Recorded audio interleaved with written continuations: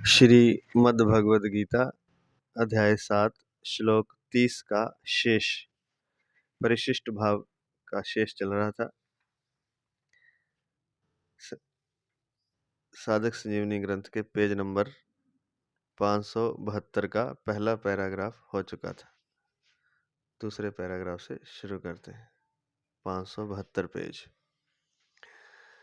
श्लोक को एक बार पुनः गा लेते हैं। साधिभूताधिदैवं मां साधियज्ञं च ये विदुः प्रयाणकालेऽपि च मां ते विदुर्युक्तचेतसः। जो मनुष्य अधिभूत तथा अधिदैव के सहित और अधियज्ञ के सहित मुझे जानते हैं,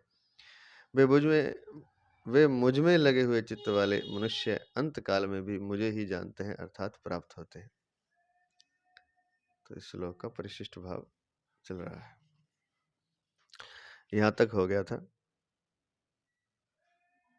कि समग्र का ज्ञान विचार से नहीं होता, श्रद्धा विश्वास पूर्वक शरणागत होने पर भगवत कृपा से ही होता है समग्र का ज्ञान। इसलिए भगवान ने 7वें अध्याय के आरंभ में मदाश्रय कहकर अंत में मामाश्रित्य पद से उसका उपसंहार किया है। अब आगे चलते हैं, व्याख्या करने जा रहे हैं। परम श्रद्धेय प्रातः स्मरणीय प्रातः वंदनीय भगवत तत्व प्रेम तत्व प्राप्त महापुरुष पूज्य महाराज श्री स्वामी राम सुखदास जी महाराज जी, उनके ग्रंथ साधक संजीवनी से महाराज जी के चरणों में अनंता अनंत कोटि नमन करते हुए उनके आशीर्वाद से व्याख्या शुरू करते हैं। ब्रह्म निर्गुण निराकार।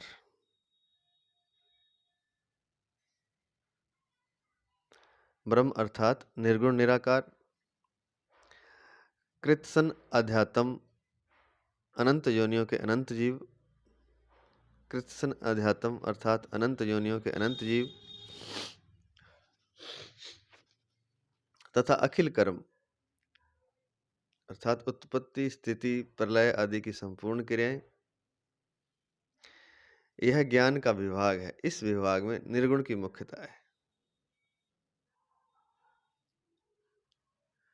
तो ज्ञान के विभाग में क्या कुछ आता है? ब्रह्म आता है जो कि निर्गुण निराकार है, कृत्सन अध्यात्म अर्थात अनंत योनियों के अनंत जीव तथा अखिल कर्म उत्पत्ति स्थिति प्रलय आदि की संपूर्ण क्रियाएं, यह ज्ञान का विभाग है। इस विभाग में निर्गुण की मुख्यता है। नंबर 2 नंबर नहीं, अगला अधिभूत अर्थात अपने शरीर सहित संपूर्ण पंच भौतिक जगत। अधिभूत अपने शरीर सहित संपूर्ण 5 भौतिक जगत। अधिदैव मन इंद्रियों के अधिष्ठात्री देवता सहित ब्रह्मा जी आदि सभी देवता। मन इंद्रियों के जो देवता हैं उनके मालिक देवता, अधिष्ठात्री मतलब उनके स्वामी देवता सहित ब्रह्मा जी आदि सभी देवता ये अधिदैव में आते हैं। तथा अधियज्ञ अंतर्यामी विष्णु और उनके सभी रूप, चाहे वो विष्णु के जो भी सभी रूप हैं, यह विज्ञान का विभाग है। इस विभाग में सगुण की मुख्यता है। तो यहाँ सगुण की मुख्यता है।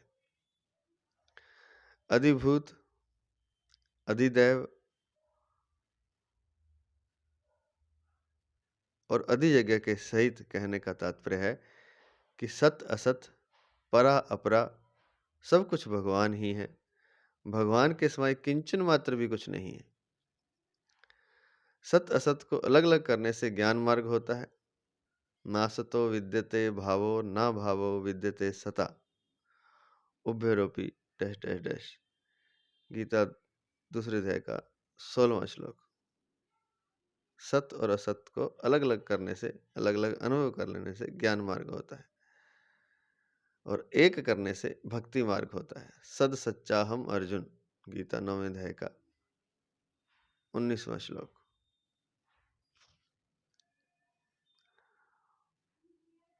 ब्रह्म की बात पहले 5वें अध्याय में 13वें से 26वें श्लोक तक कही गई है। कृत्सन अध्यात्म की बात पहले 6ठे अध्याय के 29वें श्लोक में सर्वभूत मानम पद से कही गई है।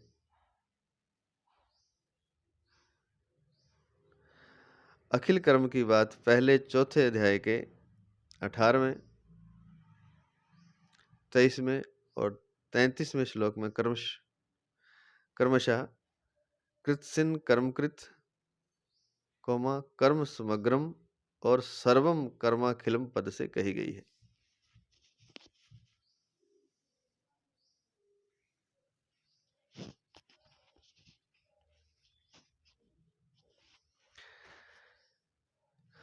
तो पहले भी ये बात कही गई है, इसलिए पहले लाया ना। कृत्सन अध्यात्म की बात पहले मतलब वहां भी कही गई है, सबसे पहले वहीं कही है।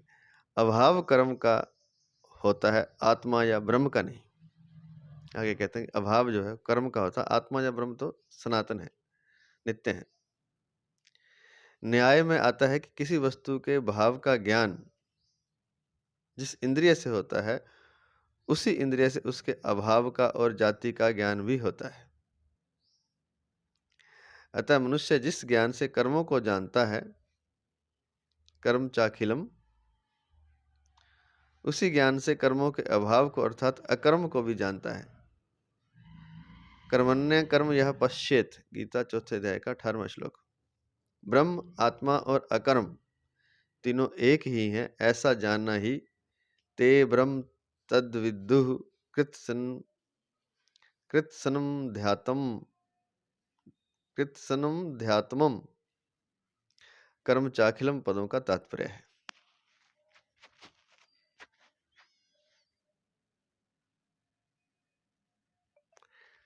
कर्म सीमित है, कर्म से व्यापक अध्यात्म है और अध्यात्म से व्यापक ब्रह्म है। परंतु माम अर्थात समग्र उस ब्रह्म से भी श्रेष्ठ है, क्योंकि ब्रह्म के अंतर्गत तो समग्र नहीं आता, पर समग्र के अंतर्गत ब्रह्म आ जाता है। तो माम जो कहा है समग्र, भगवान ने अपने लिए कहा। कर्म सीमित है, कर्म से व्यापक अध्यात्म है, अध्यात्म से व्यापक ब्रह्म है और ब्रह्म से भी व्यापक समग्र है, अर्थात माम है, अर्थात भगवान श्री कृष्ण है। अध्यात्म के साथ कृत्सन शब्द देने का तात्पर्य है जिसने भगवान को अपनी परा प्रकृति बताया है, वे अनेक रूप से दिखने वाले संपूर्ण जीव। अध्यात्म के साथ कृत्सन शब्द देने का तात्पर्य है जिनको भगवान ने अपनी परा प्रकृति बताया है, वे अनेक रूप से दिखने वाले संपूर्ण जीव। कर्म के साथ अक्ल शब्द देने का तात्पर्य है जिनके फल स्वरूप जीव अनेक योनियों में और अनेक लोकों में जाता है।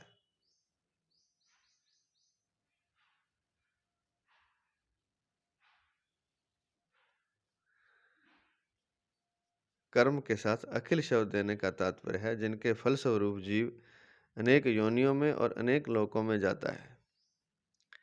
ये शुभ अशुभ संपूर्ण कर्म, परंतु ब्रह्म के साथ कृत्सन या अखिल शब्द न देने का तात्पर्य है कि ब्रह्म अनेक नहीं प्रत्युत एक ही है।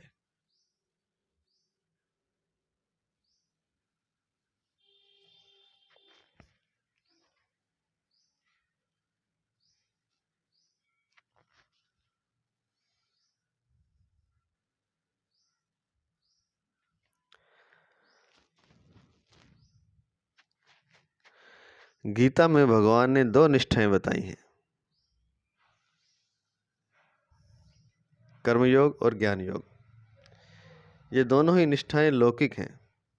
लोकेस्मिन द्विविधा निष्ठा, गीता 3रे अध्याय का 3रा श्लोक।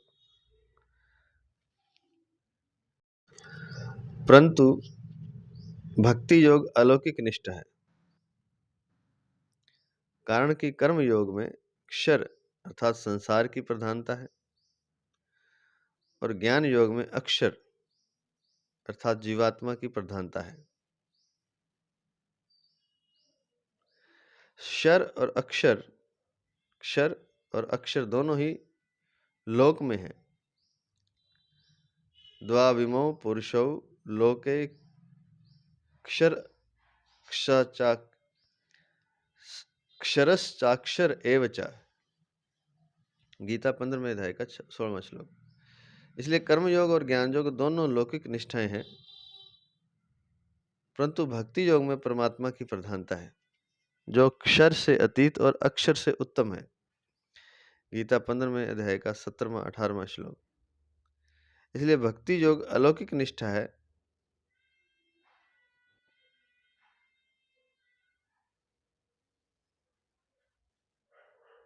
इसलिए भक्ति योग अलौकिक निष्ठा है। भगवान के समग्र रूप में ब्रह्म, अध्यात्म तथा कर्म, इनमें लौकिक निष्ठा, कर्म योग तथा ज्ञान योग की बात आई है।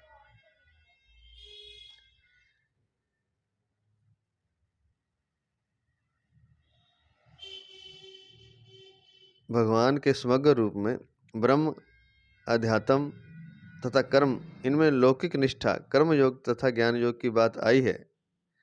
और अधिभूत, अधिदेव तथा अधिजग यज्ञ, इसमें इनमें अलौकिक निष्ठा, भक्ति योग की बात आई है।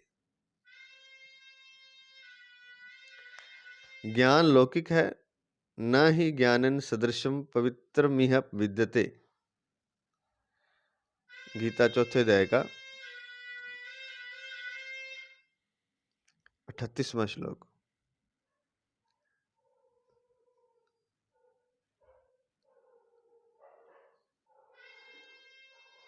और विज्ञान अलौकिक है,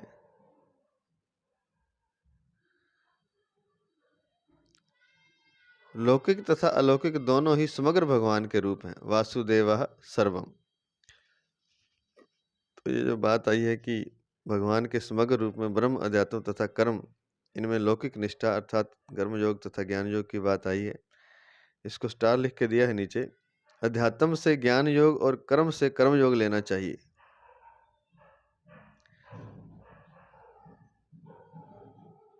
अध्यात्म से मतलब ज्ञान योग से है, और कर्म से मतलब कर्म योग लेना चाहिए। ज्ञान योग और कर्म योग दोनों से ब्रह्म की प्राप्ति होती है। गीता 5वें अध्याय का 4था 5वां श्लोक। भक्ति का प्रसंग होने से यहाँ भगवान ने ज्ञान योग और कर्म योग का विस्तार से वर्णन नहीं किया। इनका विस्तार से वर्णन पिछले 2 से 6 अध्यायों में कर चुके हैं। और फिर आया था इसमें अधियज्ञ, अधिभूत, अधिदैव तथा अधियज्ञ, इनमें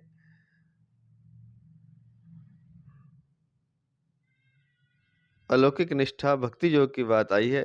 ज्ञान लौकिक है, न ही ज्ञानन सदृशम पवित्रमिह विद्यते।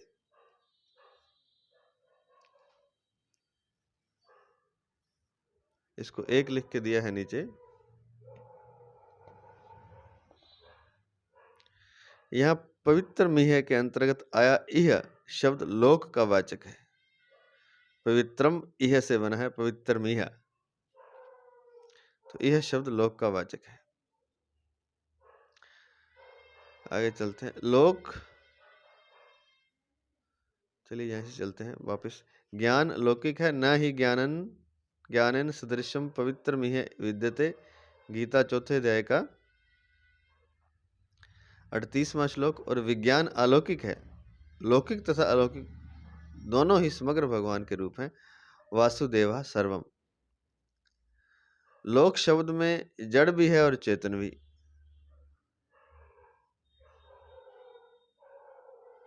केवल जड़ अथवा केवल चेतन का वाचक लोक शब्द नहीं हो सकता, अतः लौकिक में जड़ और चेतन दोनों आ जाते हैं, पर अलौकिक में केवल चेतन ही आता है, क्योंकि अलौकिक सदा चिन्मय ही होता है, परंतु समग्र में लौकिक और अलौकिक दोनों आ जाते हैं। ये अच्छी बात बताई है कि लोक शब्द में जड़ भी है, चेतन भी। केवल जड़ अथवा केवल चेतन का वाचक लोक नहीं है, क्योंकि लौकिक में जड़ और चेतन दोनों होते हैं। और जब कहते हैं अलौकिक, तो उसमें लोक की कोई बात नहीं है, उसमें केवल चेतन होता है, जड़ उसमें होता ही नहीं। अलौकिक में केवल चेतन होता है, क्योंकि अलौकिक सदा चिन्मय ही होता है, परंतु जब समग्र की बात करेंगे, परंतु समग्र में लौकिक और अलौकिक दोनों आ जाते हैं, जड़ भी आ जाता है, चेतन भी आ जाता है, सब कुछ ही आ जाता है। यहाँ एक विशेष ध्यान देने की बात है कि निर्गुण निराकार ब्रह्म का नाम भगवान के समग्र रूप के अंतर्गत आया है। लोगों में प्राय इस बात की प्रसिद्धि है कि निर्गुण निराकार ब्रह्म के अंतर्गत ही सगुण ईश्वर है। ये विशेष बात है यहाँ कि निर्गुण निराकार जो ब्रह्म का नाम है वह भगवान के समग्र रूप के अंतर्गत आया है, और लोगों में सिद्धि इस बात की है कि निर्गुण निराकार ब्रह्म के अंतर्गत ही सगुण ईश्वर है। ब्रह्म माया रहित है और ईश्वर माया सहित है, अतः ब्रह्म के एक अंश में ईश्वर है। वास्तव में ऐसा मानना शास्त्र सम्मत एवं युक्ति संगत नहीं है। तो लोग ये मानते हैं कि निर्गुण निराकार जो ब्रह्म है, शून्य की तरह है, निर्गुण निराकार है, उसके अंतर्गत ही सगुण भगवान आते हैं, सगुण ईश्वर आते हैं। और ये भी मानते हैं लोग कि ब्रह्म माया रहित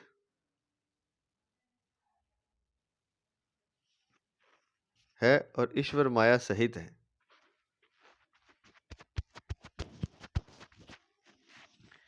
ब्रह्म तो माया से रहित है और ईश्वर माया के सहित है, अतः ब्रह्म के एक अंश में ईश्वर है, ऐसा लोग मानते हैं। वास्तव में ऐसा मानना शास्त्र सम्मत एवं युक्ति संगत नहीं है। महाराज जी ऐसा कहते हैं, क्योंकि जब ब्रह्म में माया है ही नहीं तो फिर माया सहित ईश्वर ब्रह्म के अंतर्गत कैसे हुआ? तो ईश्वर को जब आप कह रहे हैं कि माया सहित है और ब्रह्म में माया ही नहीं है, तो माया सहित ईश्वर ब्रह्म में कैसे आएगा, उसके अंतर्गत कैसे हुआ? ब्रह्म में माया कहाँ से आई? परंतु गीता में भगवान कह रहे हैं कि मेरे समग्र रूप के एक अंश में ब्रह्म है, इसलिए भगवान ने अपने को ब्रह्म का आधार बताया है। ब्रह्मणो ही प्रतिष्ठायम ब्रह्मणो ही प्रतिष्ठाहम। गीता 14वें अध्याय का 27वां श्लोक। मैं ब्रह्म की प्रतिष्ठा हूं तथा मया तत्मिदं सर्वम जगद जगदव्यक्त जगदव्यक्त मूर्तिना। गीता 9वें अध्याय का 4था श्लोक। अर्थात यह सब संसार मेरे अव्यक्त रूप से व्याप्त है। भगवान के इस कथन का तात्पर्य है कि ब्रह्म का अंश मैं नहीं प्रत्युत मेरा अंश ब्रह्म है। अतः निष्पक्ष विचार करने से ऐसा दिखता है कि गीता में ब्रह्म की मुख्यता नहीं है, प्रत्युत ईश्वर की मुख्यता है। पूर्ण तत्व समग्र ही है। समग्र में सगुण निर्गुण साकार निराकार सब आ जाते हैं।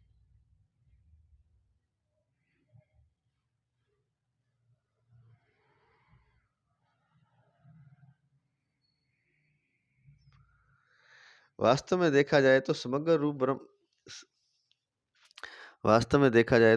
रूप सगुण का ही हो सकता है, क्योंकि सगुण शब्द के अंतर्गत तो निर्गुण आ सकता है, पर निर्गुण शब्द के अंतर्गत सगुण नहीं आ सकता। तो एक तर्क दे रहे हैं महाराज जी, विचार बता रहे हैं कि समग्र रूप सगुण का ही हो सकता है। जो समग्र रूप है वो सगुण ही होगा। क्यों? क्योंकि सगुण शब्द के अंतर्गत तो निर्गुण आ सकता है, पर निर्गुण शब्द के अंतर्गत सगुण नहीं आ सकता। अब निर्गुण है तो उसके अंदर सगुण कैसे आएगा? लेकिन सगुण के अंदर तो निर्गुण आ सकता है, इसलिए समग्र रूप जो है वो सगुण का ही हो सकता है। कारण कि सगुण में निर्गुण का निषेध नहीं है, जबकि निर्गुण में गुणों का निषेध है। अतः निर्गुण में समग्र शब्द लग ही नहीं सकता। इसलिए यहाँ अध्यात्म और कर्म के साथ तो कर्मशः कृत्सन और अखिल शब्द आए हैं जो समग्रता के वाचक हैं, पर ब्रह्म के साथ समग्रता का वाचक कोई शब्द कहीं भी नहीं आया। अतः समग्रता सगुण में ही है, निर्गुण में नहीं है। क्योंकि सगुण में तो निर्गुण आ सकता है, पर निर्गुण में सगुण नहीं आ सकता। प्रश्न, ब्रह्म अध्यात्म और कर्म ये तीनों लौकिक कैसे हैं? किसी ने प्रश्न किया। तो उत्तर इस प्रकार है। भगवान ने ब्रह्म को अक्षर कहा है, अक्षरम ब्रह्म परमम। भगवान ने ब्रह्म को अक्षर कहा है। गीता 8वें अध्याय का 3रा श्लोक। अक्षरम ब्रह्म परमम। और जीव को भी अक्षर कहा है। द्वाविमौ पुरुषौ लोके क्षरश्चाक्षर एव च। गीता 15वें अध्याय का 16वां श्लोक। जीव और ब्रह्म दोनों एक हैं। अयम आत्मा ब्रह्म, मांडुक्य उपनिषद 1 में दिया है। जीव और ब्रह्म दोनों एक हैं।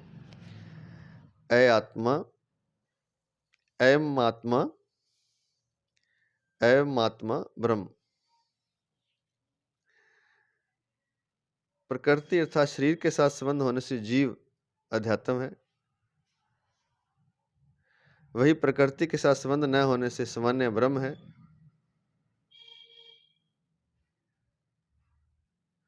अतः गीता के अनुसार जैसे जीव लोक में है, ऐसे ही ब्रह्म भी लोक में है। गीता के अनुसार जैसे जीव लोक में है, ऐसे ही ब्रह्म भी लोक में है। अर्थात ब्रह्म लौकिक निष्ठा, कर्म योग तथा ज्ञान योग के प्रापणीय तत्व हैं।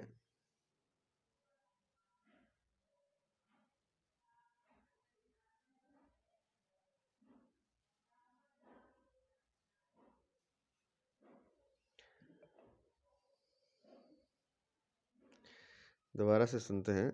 प्रकृति अर्थात शरीर के साथ संबंध होने से जीव अध्यात्म है। इसको 2 लिख के दिया है। बंध्यो विषम स्नेह ते ताते कहिए जीव, अलख अजोणी आप है हरिया न्यारो थीव। बंध्यो विषम स्नेह से ताते कहिए जीव। जीव जब स्नेह से बंध जाता है तब वह जीव हो जाता है। जो कि जहां लिखा है प्रकृति या अर्थात शरीर के साथ संबंध होने से जीव अध्यात्म है। अलख अजोणी आप है हरिया न्यारो थीव। वहीं प्रकृति के साथ संबंध न होने से सामान्य ब्रह्म है। तो जीव शरीर के साथ संबंध करता है, प्रकृति के साथ संबंध करता है तो अध्यात्म है। और वही प्रकृति के साथ संबंध न होने से ब्रह्म है, सामान्य ब्रह्म है। अतः गीता के अनुसार जैसे जीव लोक में है, ऐसे ब्रह्म भी लोक में है। अर्थात ब्रह्म लौकिक निष्ठा, कर्म योग तथा ज्ञान योग से प्रापणीय तत्व है। अध्यात्म अर्थात जीव ने जगत को धारण किया हुआ है। या ये एकदम धारेते जगत। गीता 7वें अध्याय का 5वां श्लोक। जीव की अपनी स्वतंत्र सत्ता नहीं है, इसलिए जगत के संग से जीव भी जगत अर्थात लौकिक हो जाता है। गीता इसी अध्याय का 13वां श्लोक। लोक में होने के कारण भी जीव लौकिक है। लोक में होने के कारण भी जीव लौकिक है। ममे वांशो जीव लोके। गीता 15वें अध्याय का 7वां श्लोक। द्वाविमो पुरुषो लोके क्षरश्चाक्षर एव च। गीता 15वें अध्याय का 16वां श्लोक। तो लोक में होने के कारण भी जीव लौकिक है। कर्म 2 प्रकार से होते हैं, सकाम भाव से और निष्काम भाव से। ये दोनों ही प्रकार के कर्म लोक में होने से लौकिक हैं।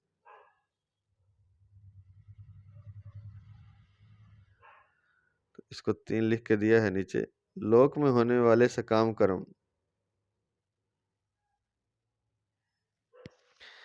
यज्ञार्थात्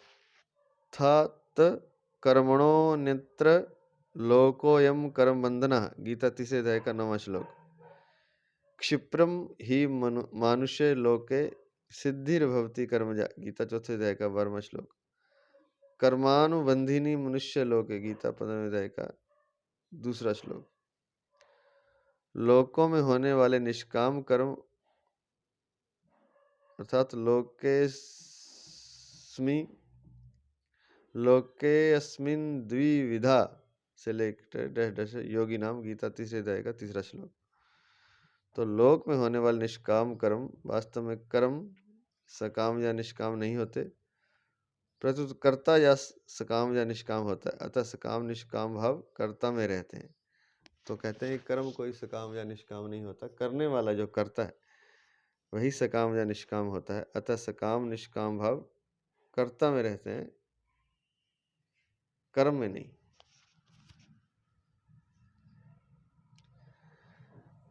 कर्म दो प्रकार से होते हैं, सकाम भाव से और निष्काम भाव से।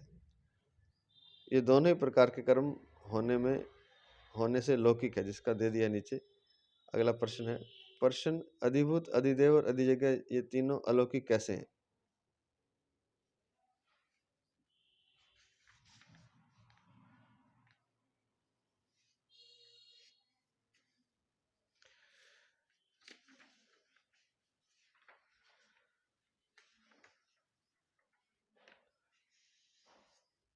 उत्तर, अधिभूत अर्थात संपूर्ण पांच भौतिक जगत तत्व से भगवान का ही स्वरूप होने से अलौकिक है। अमृतम चैव मृत्युश्च सद सच्चा हम अर्जुन, गीता 9वें अध्याय का 19वां श्लोक। अमृत और मृत्यु तथा सत्य और असत्य भी मैं ही हूं। इसको एक लिख के दिया है नीचे।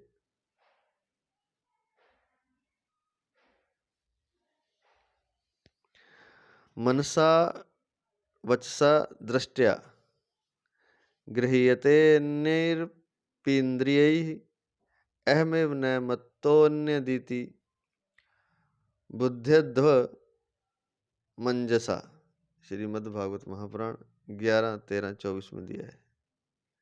मन से, वाणी से, दृष्टि से तथा अन्य इंद्रियों से भी जो कुछ ग्रहण किया जाता है वह सब मैं ही हूँ, अतः मेरे सिवाय और कुछ भी नहीं है। यह सिद्धांत आप लोग विचार पूर्वक शीघ्र समझ लें, स्वीकार कर लें।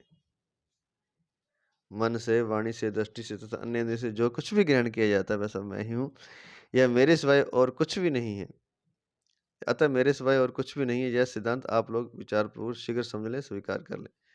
मद्भागवत महापुराण में लिखा है। तो उत्तर दे रहे हैं कि अधिभूत अर्थात संपूर्ण पांच भौतिक जगत तत्व से भगवान का ही स्वरूप होने से अलौकिक है।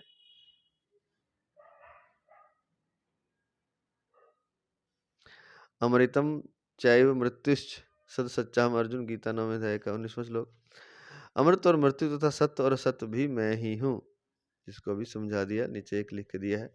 भगवान ने अर्जुन को जो विराट रूप दिखाया था वह भी दिव्य अर्थात अलौकिक था, इसको दो लिख के दिया है नीचे। नाना विधानी दिव्यानी, गीता 11वें अध्याय का 5वां श्लोक। अनेक दिव्याभरणम दिव्याने लोकध्यतायुधम,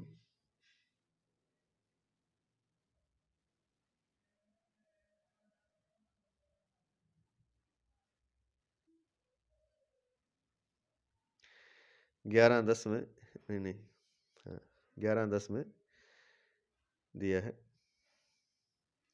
और दिव्य माल्याम्बर धर्म, दिव्य माल्याम्बर धर्म, दिव्य गंधानुलेपनम, 11:11 में।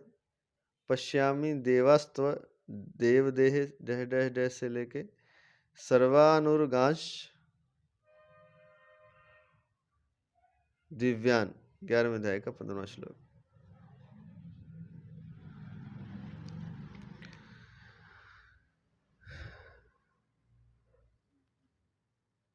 तो ये दो लिख के जो दिया है कि भगवान ने अर्जुन को विराट दिखाया था वह भी दिव्य अर्थात अलौकिक था।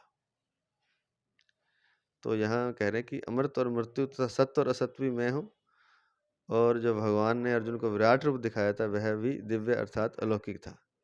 तो सब कुछ भगवान ये वह दिव्य विराट रूप अर्जुन ने अपने दिव्य शरीर के, वह दिव्य विराट रूप भगवान ने अपने ही दिव्य शरीर के एक अंग में दिखाया था। और 3 लिख के इसको दिया है। भगवान के वचन है, इह कस्थम जगत कृत्स्नम डह डह डह से लेके मम देहे, 11वें अध्याय का 7वां श्लोक। संजय के वचन है, तत्रैकस्थम जगत कृत्स्नम डैश अपश्यद देव देवस्य शरीरे। 11वें अध्याय का 13वां श्लोक, ये आगे आएंगे तब विस्तार से वर्णन होगा। और अर्जुन के वचन है पश्यामि देवास्तवम पश्यामि देवांस्तव देवदेह।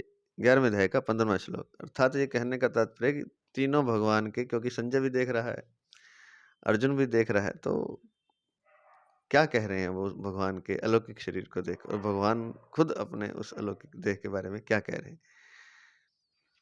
तो ये तीनों आगे आएंगे। यहाँ थोड़ा सा संदर्भ दिया है, क्योंकि भगवान ये कह रहे हैं कि अमृत और मृत्यु तथा सत्य और असत्य भी मैं हूँ। नंबर 1 जो लिख के दिया है कि मन से, वाणी से, दृष्टि से तथा अन्य इंद्रियों से जो कुछ ग्रहण किया जाता है वह सब मैं ही हूँ। इंद्रियों से, मन से और वाणी से, अतः मेरे सिवाय कुछ भी नहीं है। यह सिद्धांत आप लोग विचारपूर्वक शीघ्र समझ लें, स्वीकार कर लीजिए।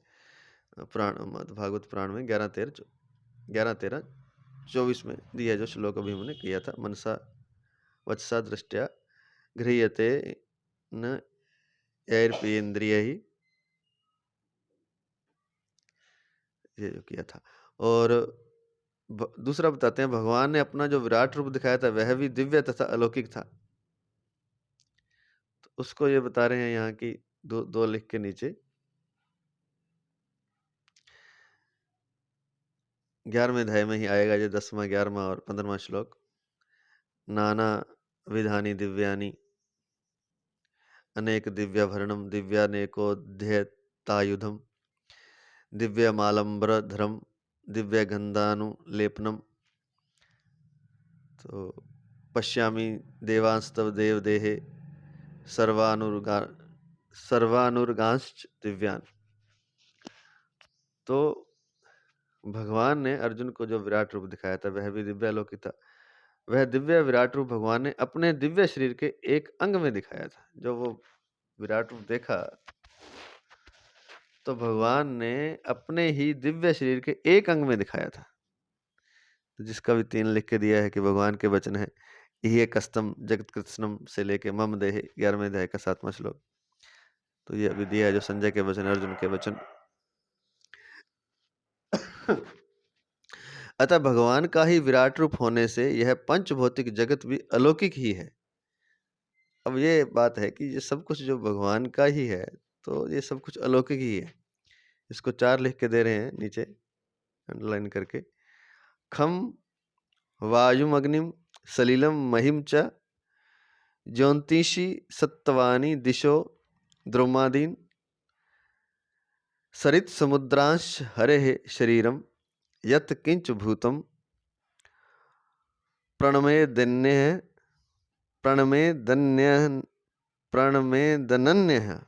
श्रीमद् भागवत महापुराण 11.2.41 में दिया है। इसका अर्थ यह है कि आकाश, वायु, अग्नि, जल, पृथ्वी, ग्रह, नक्षत्र, जीव जंतु, दिशाएं, वृक्ष, नदियां, समुद्र सबके सब भगवान के ही शरीर हैं, ऐसा मानकर भक्त सभी को अनन्य भाव से प्रणाम करता है।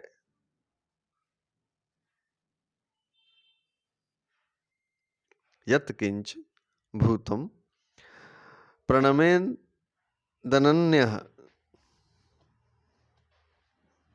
और फिर लिखते हैं कि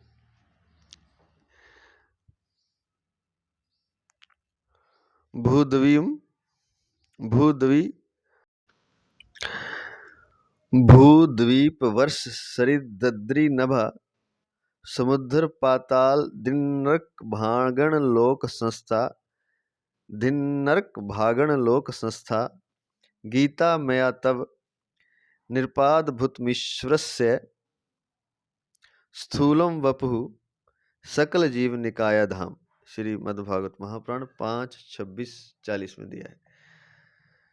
अर्थात परीक्षित, मैंने तुमसे पृथ्वी, उसके अंतर्गत द्वीप, वर्ष, नदी, पर्वत, आकाश, समुद्र, पाताल, दिशा, नरक, ज्योतिर्गण और लोकों की स्थिति का वर्णन किया है।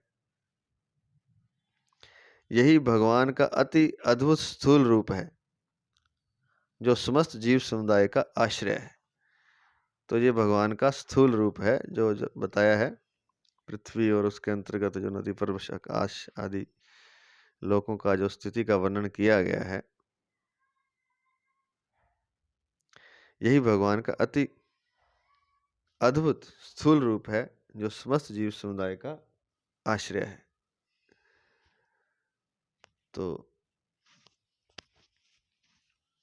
4 नंबर जो लिख के दिया था नीचे वो है, परंतु जीव को अज्ञानवश अपनी बुद्धि से राग द्वेष के कारण यह जगत लौकिक दिखता है, इसलिए अज्ञान मिटने पर जड़ता रहती ही नहीं, केवल चिन्मयता ही रहती है। तो सब कुछ जब भगवान ही है, जो सब कुछ बता दिया, एक बार इसको फिर देख लेते हैं। क्योंकि ये अज्ञान के कारण हमें जड़ता दिखाई देती है। जब जड़ता मिट जाएगी, अज्ञान मिट जाएगा, तो केवल चिन्मयता ही दिखाई देगी। अज्ञान मिटने पर जड़ता रहती ही नहीं, केवल चिन्मयता रहती है।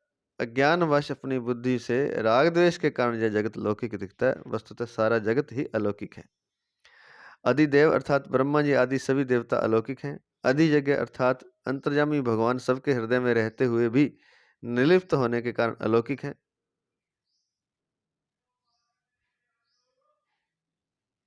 इसको 6 लिख के दिया है नीचे।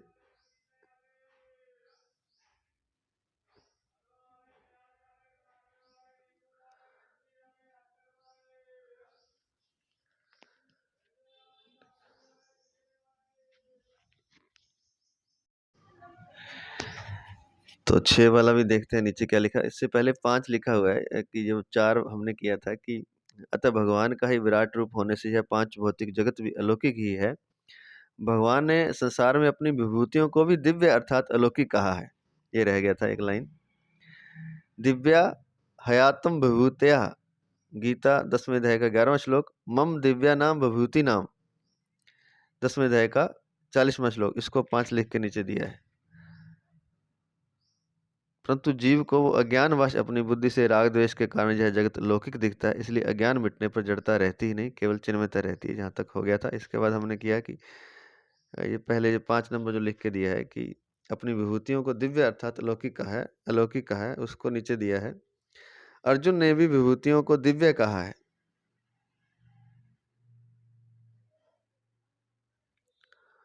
वक्तुम हस्य शेषेण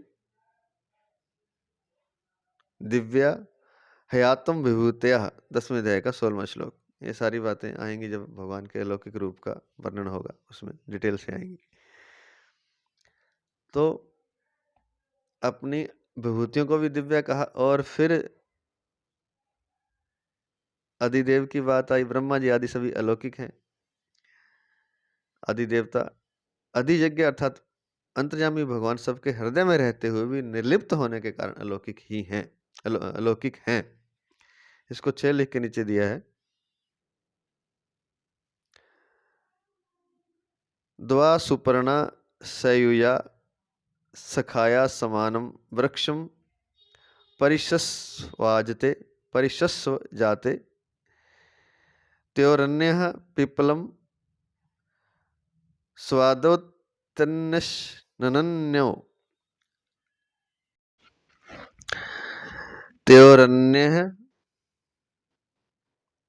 त्योरन्यः पिप्पलम स्वादवत्यन्नन्यो अभिचाक्षिति। शायद पूरा उच्चारण इसका सही नहीं हुआ, लेकिन जैसा भी है, इसका अर्थ ये है। ये मुंडक उपनिषद 3.1.1 और श्वेताश्वत्र उपनिषद 4.6 से लिया गया है। एक साथ, इसका अर्थ यह है कि एक साथ रहने वाले तथा परस्पर सखा भाव रखने वाले दो पक्षी, जीवात्मा और परमात्मा, एक ही वृक्ष शरीर का आश्रय लेकर रहते हैं। उन दोनों में से एक जीवात्मा तो उस वृक्ष के कर्म फलों का स्वाद ले लेकर उपभोग करता है, पर दूसरा परमात्मा उपभोग ना करता हुआ केवल प्रकाशित करता है। तो कहते हैं कि ये जो जीवात्मा और परमात्मा है, ये सखा भाव वाले दो पक्षी हैं जो एक ही शरीर का आश्रय लेकर रहते हैं। जीवात्मा तो उस वृक्ष के कर्म फलों का स्वाद लेके उपभोग करता है, पर दूसरा जो परमात्मा है पक्षी, उपभोग ना करता हुआ केवल प्रकाशित करता है। उदाहरण के लिए बताया है तो अधियज्ञ अर्थात अंतर्यामी भगवान सबके हृदय में रहते हुए भी निर्लिप्त होने के कारण अलौकिक हैं। तो कहने का तात्पर्य सब कुछ ही अलौकिक है। भगवान ने सादि भूतादि दैवम माम साधि यज्ञम पदों में अपने को अधिभूत, अधिदेव तथा अधियज्ञ के सहित जानने की बात कही है। इससे सिद्ध होता है कि परमात्मा के सहित होने से ही ये तीनों अलौकिक हैं, अन्यथा लौकिक ही हैं। जब तक भगवान के साथ संबंध नहीं होता तब तक लौकिक ही होता है, परंतु भगवान के साथ संबंध होने से सब अलौकिक हो जाता है। ये मुख्य बात है। इसलिए अपना उद्योग मुख्य होने से कर्म योग तथा ज्ञान योग लौकिक निष्ठा है, और भगवान का आश्रय मुख्य होने से भक्ति योग अलौकिक निष्ठा है।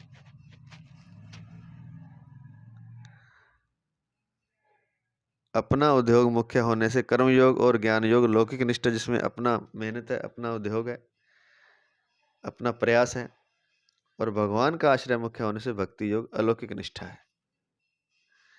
वास्तव में लौकिक कोई तत्व नहीं है, वास्तविक तत्व तो अलौकिक ही है। परंतु साध्य की दृष्टि से लौकिक और अलौकिक ये दो भेद कहे गए हैं। यही तो बात पीछे ये 5 जो बार बार नीचे लिख के दिया है, पीछे जो बातें आई हैं वो इसलिए आई हैं, ये बताने के लिए कि सब कुछ अलौकिक है। साधक की दृष्टि से लौकिक और अलौकिक ये दो भेद कहे गए हैं। तात्पर्य है कि लौकिक अलौकिक का विभाग अज्ञानवश होने वाले राग द्वेष के कारण ही है। राग और द्वेष के कारण लौकिक और अलौकिक दिखाई देता है। वस्तुतः सब कुछ अलौकिक है। राग द्वेष ना हो तो सब कुछ अलौकिक चिन्मय दिव्य ही है। वासुदेवः सर्वम, कारण कि लौकिक की स्वतंत्र सत्ता ही नहीं है। राग द्वेष के कारण ही लौकिक की सत्ता और महत्ता दिखती है। राग द्वेष के कारण ही जीव ने भगवत स्वरूप संसार को भी राग द्वेष के कारण ही जीव ने भगवत स्वरूप संसार को भी लौकिक बना दिया है और खुद भी लौकिक बन गया है। बहुत ही शानदार बात लिखी हुई है। विज्ञान सहित ज्ञान का अर्थात भगवान के समग्र रूप का वर्णन करने का तात्पर्य यही है कि जड़ चेतन सत असत परा अपरा क्षेत्र क्षेत्रज्ञ आदि जो कुछ भी है वह सब भगवान का ही स्वरूप है। इसलिए भगवान ने यहाँ समग्र रूप वर्णन के आदि और अंत में माम पद दिया है, जो समग्र का वाचक है। मामाश्रित्या 7वें अध्याय का 29वां श्लोक और माम ते विदु 7वें अध्याय का 30वां श्लोक जो अभी हम कर रहे हैं।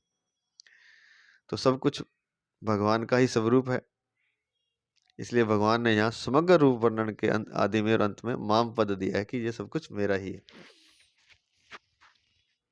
जो समग्र का वाचक है। मामाश्रित है, इसलिए मेरे आश्रित होने की बात, अर्थात भगवान ने अपने आश्रित होने की बात कही है।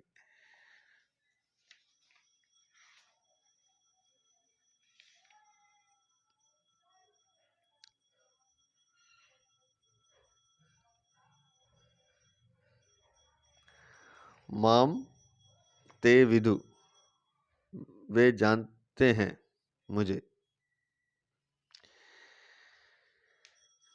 भगवान ने कर्मों की गति तत्व को गहन बताया है। गहना कर्मणों गति, गीता 4थे अध्याय का 17वां श्लोक 17वां श्लोक। पर भक्त उसको भी जान लेता है। कर्म में अकर्म और अकर्म में कर्म 4थे अध्याय का 18वां श्लोक।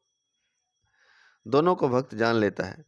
तात्पर्य है कि वह कर्म को भी जान लेता है और कर्म योग को भी जान लेता है। कर्म योगी तो कर्म योग को ही जानता है और ज्ञान योगी ज्ञान योग को ही जानता है, पर भक्त भगवत कृपा से कर्म योग और ज्ञान योग दोनों को ही जान लेता है।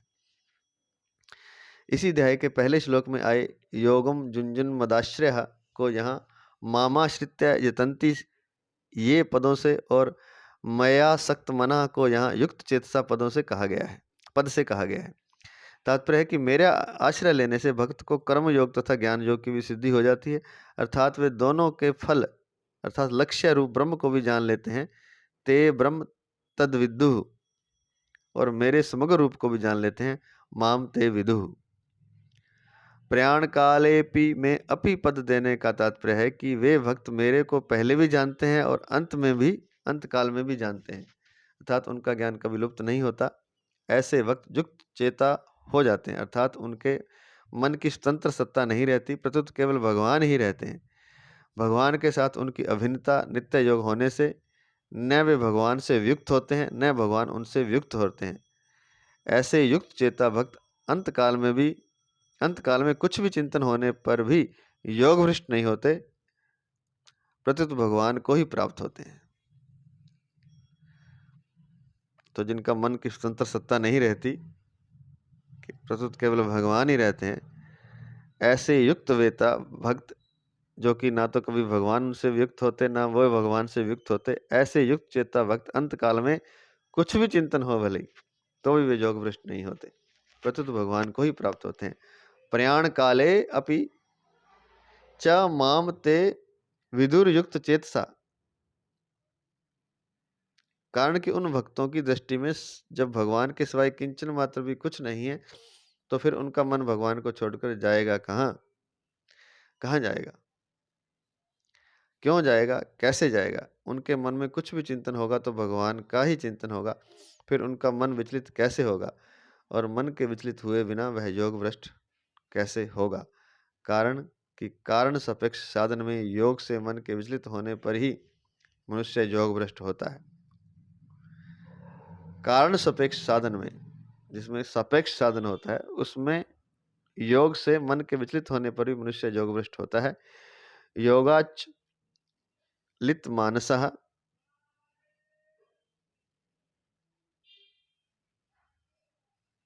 योग अचलित मानसः इसका वैसे पूरा तो योगाचलित मानसः, गीता छठे अध्याय का 37वां श्लोक। परंतु सब जगह भगवान को देखने वाले का भगवान से नित्य योग रहता है। भगवान के कुछ भक्त तो मुक्ति चाहते हैं, जरा मरण मोक्षाय, और कुछ भक्त प्रेम चाहते हैं। माम ते विदुर युक्त चेतसा, मुक्ति चाहने वाले भक्त कर्म योग और ज्ञान योग अर्थात ब्रह्म, अध्यात्म और कर्म को जान लेते हैं, पर प्रेम चाहने वाले भक्त स्वयं समग्र भगवान को जान लेते हैं।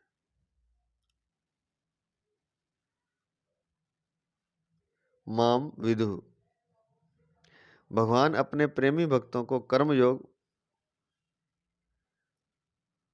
अर्थात बुद्धि योग और ज्ञान योग दोनों प्रदान कर देते हैं। गीता 10वें अध्याय का 10वां 11वां श्लोक। तो भक्तों को सब कुछ प्राप्त हो जाता है। जरा मरण रूप बंधन और मुक्ति दोनों ही लौकिक हैं, पर प्रेम अलौकिक है। जरा मरण रूप बंधन और मुक्ति दोनों ही लौकिक है, मुक्ति भी लौकिक है, पर प्रेम अलौकिक है। यद्यपि साधन भक्ति भी लौकिक है, तथापि उद्देश्य अलौकिक होने से वह अलौकिक साध्य भक्ति में चली जाती है।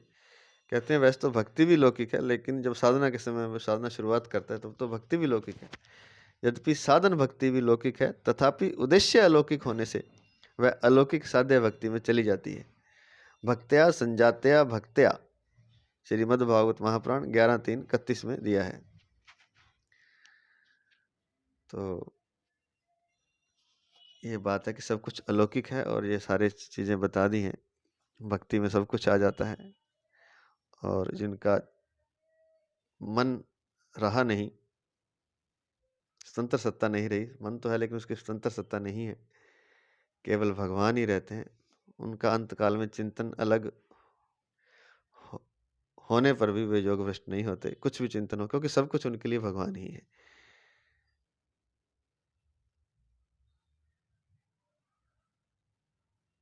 तो कुछ भक्त मोक्ष चाहते हैं ये बताया, और कुछ भक्त भक्ति चाहते हैं। तो भक्ति में समग्र आ जाता है, भक्ति में फिर ज्ञान योग, कर्म योग, बुद्धि योग सब कुछ आ जाता है।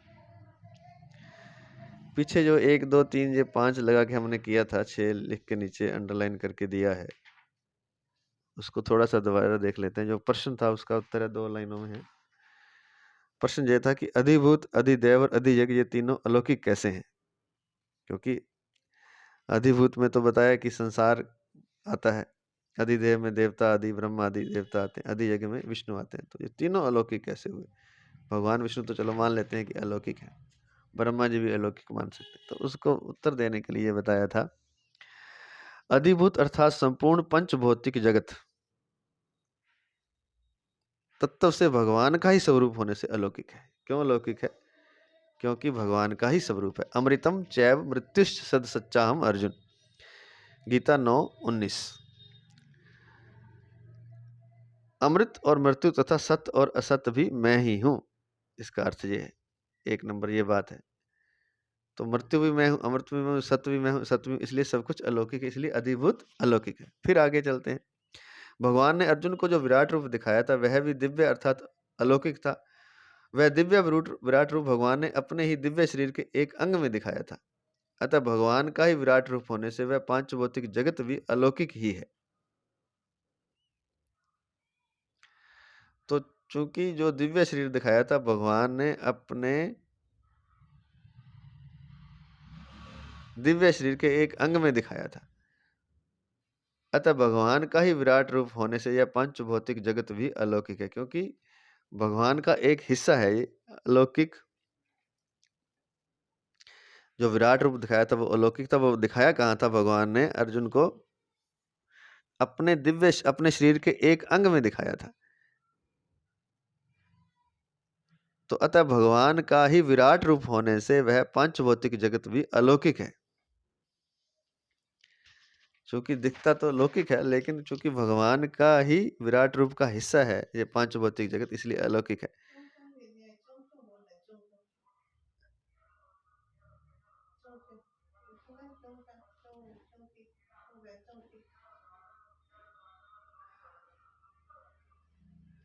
अतः भगवान का ही रूप होने से यह पांच भौतिक जगत भी अलौकिक ही है।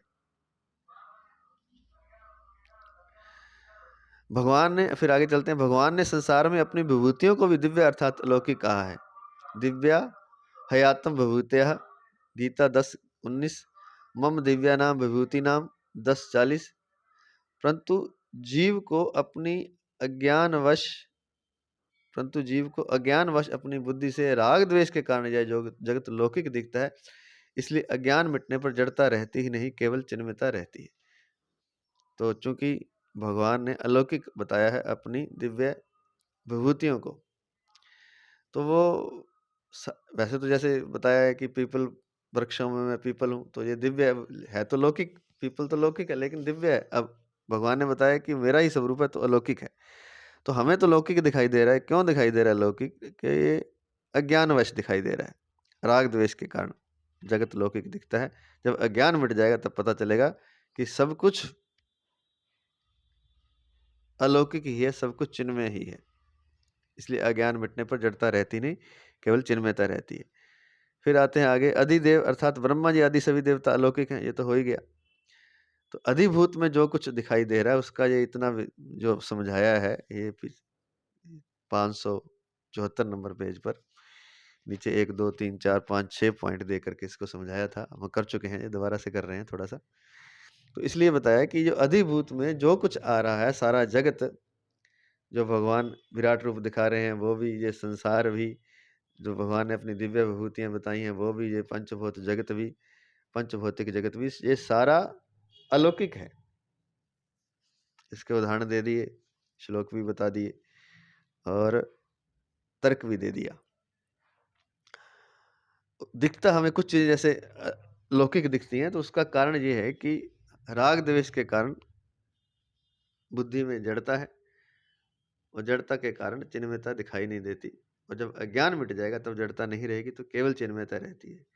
फिर आगे अधिदेव अर्थात ब्रह्मा जी आदि सभी देवता अलौकिक हैं, ये तो हो ही गया। अधियज्ञ अर्थात अंतर्यामी भगवान सबके हृदय में रहते हुए भी निर्लिप्त होने के कारण अलौकिक है। हालांकि भगवान जीव में ही रह रहे हैं, शरीर में रह रहे हैं, तो लौकिक हो गए एक तरह से, लेकिन निर्लिप्त रहते हैं इसलिए वे अलौकिक है। तो भगवान ने सादि भूतादि देवम माम सादि यज्ञम पदों से अपने को अधिभूत, अधिदेव तथा अधियज्ञ के सहित जानने की बात कही है।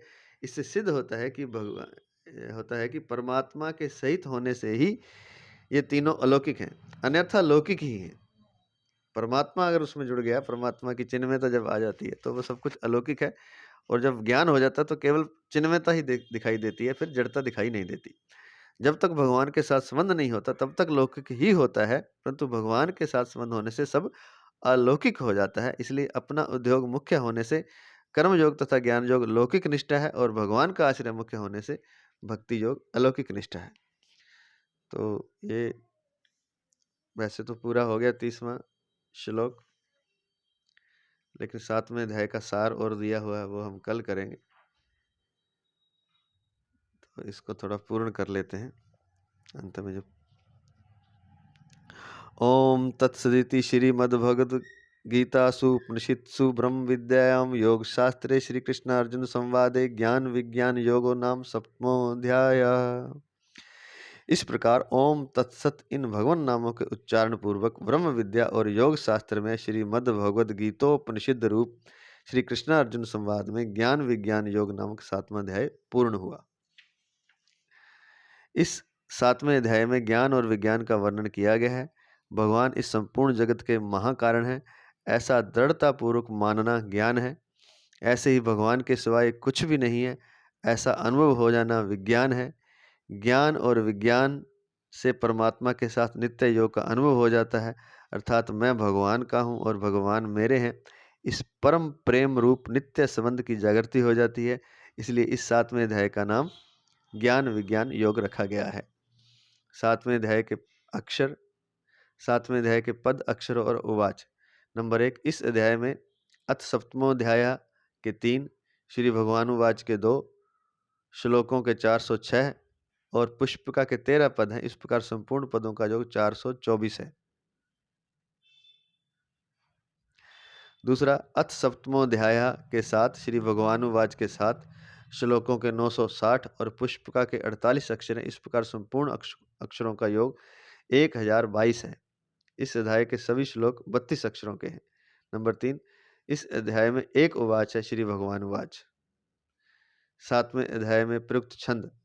इस अध्याय के 30 श्लोकों में से छठे श्लोक के तृतीय चरण में और 14वें श्लोक के प्रथम चरण में नगण प्रयुक्त होने से न विपला, 11वें श्लोक के तृतीय चरण में और 25वें श्लोक के प्रथम चरण में मगण प्रयुक्त होने से मैं विपला, माँ विपला, 17वें श्लोक के प्रथम चरण में रगण प्रयुक्त होने से रा विपला तथा 19वें और 20वें श्लोक के तृतीय चरण में भगण प्रयुक्त होने से भा विपला संज्ञा वाले छंद हैं। शेष 23 श्लोक ठीक पथ्य वक्तर अनुष्टुप छंद के लक्षणों से युक्त हैं। तो 7वां अध्याय पूर्ण होता है 30वें श्लोक के साथ। इसका 7वें अध्याय का सार हम थोड़ा सा रह गया, वो कल करेंगे। तो ओम तत्सदिति श्रीमद्भगवद गीतासूपनिषत्सु ब्रह्म विद्यायां योग शास्त्रे श्री कृष्णार्जुन संवादे ज्ञान विज्ञान योगो नाम 7वां अध्याय। हरि ओम तत्सत, हरि ओम तत्सत, हरि ओम तत्सत। जय श्री कृष्ण, जय श्री कृष्ण, जय श्री कृष्ण।